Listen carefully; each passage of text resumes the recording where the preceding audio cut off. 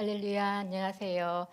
GMTC 목장 노미 목녀입니다. 말씀 보겠습니다. 시편 73편 28절입니다. 하나님께 가까이 있는 것이 나에게 복이니 내가 주 하나님을 나의 피난처로 삼고 주께서 이루신 모든 일을 전파하렵니다. 아멘. 하나님께 가까이 있는 것이 내게 복이라 말씀하십니다. 거룩하신 하나님 앞에 내가 어떻게 가까이 갈 수 있습니까? 하나님께 나아가 하나님께 가까이 하는 그 방법은 사람마다 다 그 모양과 그 방법이 다를 것입니다. 제가 이 시간 제가 하나님 앞에 가까이 가기 위해서 하나님께 가까이 있기 위해서 했던 것들을 간단하게 말씀드리고자 합니다. 그 가까이 가기 위해서 제가 했던 것 중에 했던 것들이 하나는 말씀이고 하나는 기도입니다. 첫 번째 말씀, 그것은 암송이었습니다. 성도 여러분들도 주일학교 시절에 매주 주일학교 갈 때 성경 한 구절을 암송해서 가서 달란트를 받았던 기억이 있을 것입니다. 그리고 중고등학교 시절에 암송 대회를 통해서 암송을 기억하고 암송했던 기억도 있을 것입니다. 저도 그런 기억이 있습니다. 그런데 저는 2018년도에 몇몇 사모님들과 함께 태플린 성경 암송이라고 성경 암송 카톡방을 열어서 그것을 통해서 본격적으로 성경 암송을 시작했습니다. 태플린 성경 암송은 유대인들이 자녀들을 그 모세오경을 가르칠 때 사용했던 방법이었습니다. 처음에 저는 야고보서를 암송했습니다. 첫 번째 구절을 하루에 150번 눈으로 보며 소리내 읽으면서 반복했다가 그 다음 날은 같은 구절을 100번 소리내 읽으면서 반복하고 그 다음 날은 새로운 구절을 그렇게 매일 그 성경 구절을 보면서 눈으로 보면서 소리내 읽으면서 반복하면서 그 암송하는 방법이었습니다. 처음 암송했던 성경은 야고보서였습니다. 한 구절을 처음 150번, 100번 계속 반복해서 단순히 150번, 100번 반복해서 기억하는 그게 목적이 아니라 내가 날마다 주의 말씀을 읽고 내 귀에 들리고 해서 그 말씀이 내 마음에, 내 귀에, 내 머리에 기억되어서 내가 기도할 때에 그 말씀이 나의 기도의 언어가 되고 그 말씀이 내가 하나님께 드리는 찬양이 되게 하는 데까지 나아가는 것이 저의 목적이었습니다. 그렇게 가슴에 하나님의 말씀을 새겨넣는 일을 했습니다. 제가 처음 야고보서 1장을 다 암송하고 이 암송하는 이 자체가 참 너무 좋아서 당시에 제가 섬겼던 그 교회의 성도들 앞에 야고보서 1장 암송 카톡방을 열었습니다.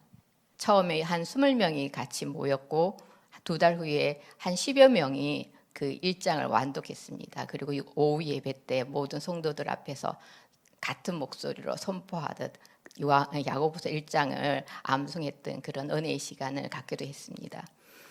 2018년부터 지금까지 제가 이 암송을 놓지 않고 계속 이어갈 수 있었던 것이 하나님께 참 감사드립니다. 열심히 할 때도 있었고 때로는 쉬어갈 때도 있었지만 그 끈을 놓지 않고 계속 이것을 붙들고 있었던 것들 가까이 하려고 애썼던 이 자체가 하나님 참 복이었습니다라고 고백합니다. 제가 암송했던 그 구절들이 시간이 지나면 잊어진 것들이 너무 많습니다. 계속 반복했던 것은 기억하지만 암송했더라도 시간이 지나면 잊혀졌습니다. 그렇지만 시간이 지나면서 나도 모르게 이야기할 때나 기도할 때 성경 말씀이 생각나고 그 성경 말씀으로 이야기하고 있는 저 자신을 보게 됩니다. 그리고 또 생각 중에 성경 말씀이 떠오르는 그런 경험을 합니다. 한 번은 이런 적이 있습니다. 제가 목사님하고 다투었는지 정말 화가 나서 혼자 있을 때 갑자기 사람이 성내는 것이 하나님의 의를 이루지 못함이라 야고보서 말씀이 생각나는 거예요. 제가 생각합니다. 하나님의 의하고 지금 제가 화가 나서 성내는 거하고 무슨 관계가 있습니까? 하나님의 의가 뭐냐?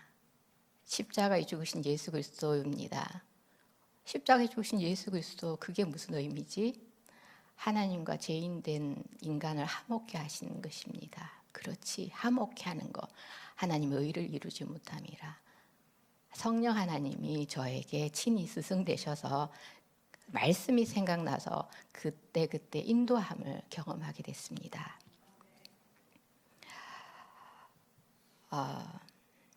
지난번에 제가 추수감사절에 얼떨결에 로마서 12장을 암송했잖아요. 그리고 시간이 지나서 13장을 지나고 14장을 암송하고 있어요. 그리고 요한복음 1장도 지금 같이 동시에 암송하고 있는데 요한복음 1장에 보면 이렇게 나옵니다. 태초에 말씀이 계시니라. 이 말씀이 하나님과 함께 계셨으니 이 말씀은 곧 하나님이라. 태초에 그가 하나님과 함께 계셨고 만물이 그로 말미암아 지은 바 되었으니 지은 것이 하나도 그가 없이는 된 것이 없느니라. 그렇습니다. 요한복음 1장에 말씀이 육신이 되어 오신 예수님을 말씀하고 있고 그 말씀이 하나님이라고 말씀합니다. 하나님은 말씀으로 천지를 창조하셨고 말씀으로 우리에게 하나님 당신을 드러내 보여주셨습니다. 그래서 기록된 성경 말씀을 내가 있는 그곳에서 소리내어 읽고 또 암송하는 것은 하나님을 내 속에 내 공간 가운데 채우는 것이라 그래 생각합니다. 우리는 육체와 시간의 한계성 안에 살고 있습니다. 예를 들어 뷔페에 가면 많은 음식이 있지만 우리가 먹을 수 있는 양은 한정되어 있습니다. 우리는 24시간을 살지만 우리가 사용하는 시간 그것도 한정되어 있고요. 그 한 예로 제가 커피가 가득 든 잔을 싱크대에 넣고 수돗물을 틀은 적이 있습니다. 얼마 지나서 그 가득 든 커피가 깨끗한 수돗물로 차 있었습니다. 깨끗한 물이 들어간 만큼 그 커피는 흘러나왔기 때문입니다.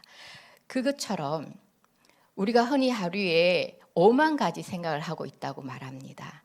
우리는 24시간 중에 제가 성경을 읊조리고 성경을 읽고 암송하는 그 시간은 적어도 그 시간은 내 생각에 하나님의 말씀으로 채워져 있고 하나님으로 채워져 있는 시간이라 생각합니다. 그래서 내 육체에 내 생각에 내 공간에 말씀이 들린다는 그 자체가 의미 있다고 생각합니다. 이것이 내 안에 또 말씀이신 하나님 안에 내가 거하는 거라고 생각합니다. 말씀은 우리의 영의 양식, 생명의 양식이라고 말씀이 있습니다. 그리고 그 말씀은 힘이 있다고 했습니다. 우리는 밥을 먹을 때 이 밥이 내 세포에 어떤 영향을 미치고 어떤 유익이 있고 그런 걸 모릅니다. 그렇지만 그 말씀, 밥을 먹으면 우리에게 힘이 난다는 것을 압니다. 그래서 저는 학교 가는 우리 딸에게 거창한 음식이 아닌 계란밥 몇 술이라도 먹여서 보내려고 합니다. 왜냐하면 그 몇 술이 그에게 힘이 되는 걸 알기 때문입니다. 그처럼 주의 말씀이 우리에게 힘이 됩니다. 우리는 그 말씀이 내게 어떻게 구체적으로 어떻게 영향을 미친다 그거 몰라도 하나님의 말씀 우리의 생명의 양식이라 했습니다. 그 말씀을 조금이라도 계속 우리가 먹어야 합니다. 우리는 어제 밥 먹었더라도 오늘 또 먹습니다. 그것처럼 주의 말씀을 가까이 함이 내게 복이라 생각합니다.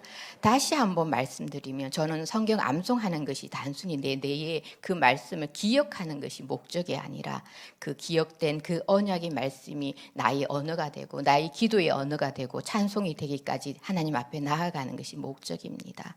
그리고 우리가 평생의 음식을 먹고 살듯이 생명의 양식 대신 그 말씀을 내 마음에 채우며 하나님께 나아가고자 합니다. 말씀을 가까이 하는 것이 하나님이 가까이 하는 저의 방법이었습니다. 제가 생각할 때 참 좋은 방법이라 생각합니다. 성도 여러분도 함께 이러한 방법으로 하나님께 나아가기를 원합니다. 두 번째로 제가 하나님 앞에 나아가기 위해 했던 것들은 주 앞에 앉기라는 거였습니다.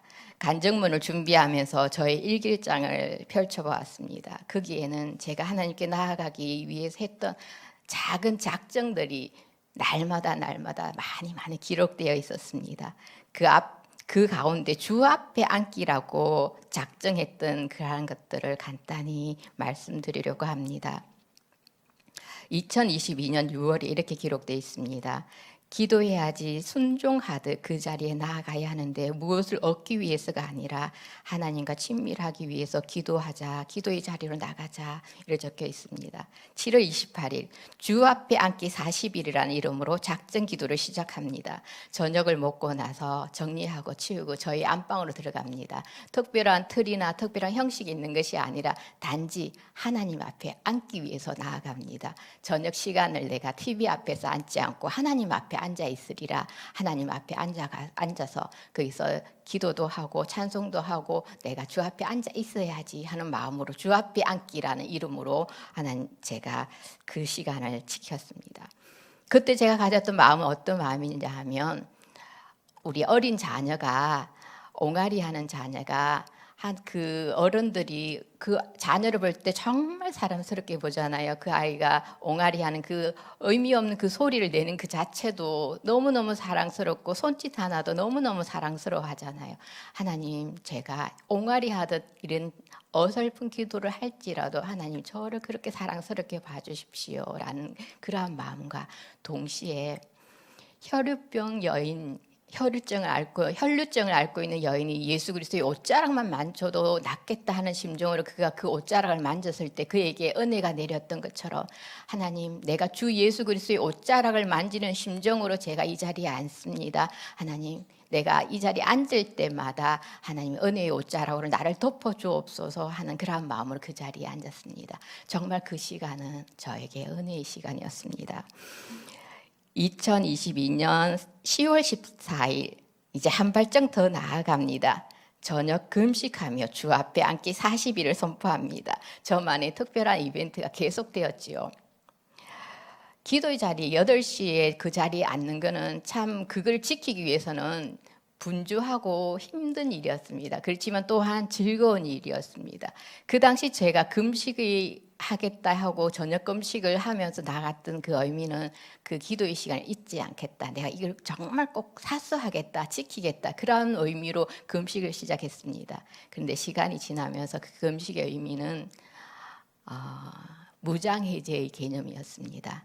손듦이었습니다. 하나님, 내가 무장해제하고 하나님 앞에 나아갑니다. 하나님 나를 받아주옵소서. 그런 의미로 하나님 앞에 더 나아가게 됐습니다.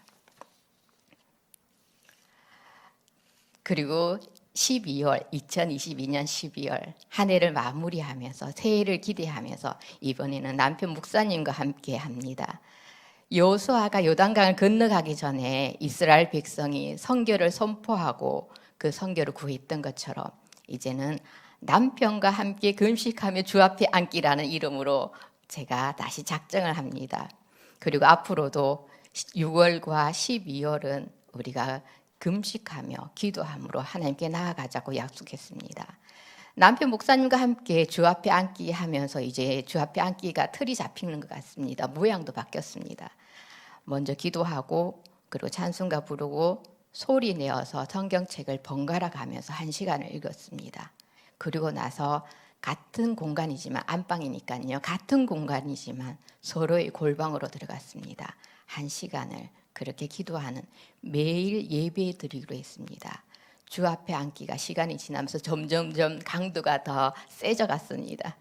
특별한 약속과 수요일 그리고 주일을 제외하고 매일같이 한결같이 우리는 한정된 힘과 한정된 시간을 성경을 읽으며 기도하며 단순하지만 주 앞에 정결하게 세워지기를 구하며 나아갔습니다.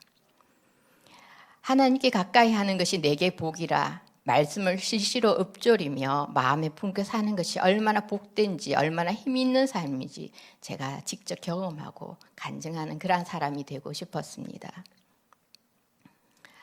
2023년 올 작년이었죠. 작년 7월 주 앞에 앉기 작정했는지 1년이 되었을 때 제가 하나님께 고백합니다. 하나님, 내 평생에 주 앞에 앉고 앉아서 살고 기도하기를 고백합니다.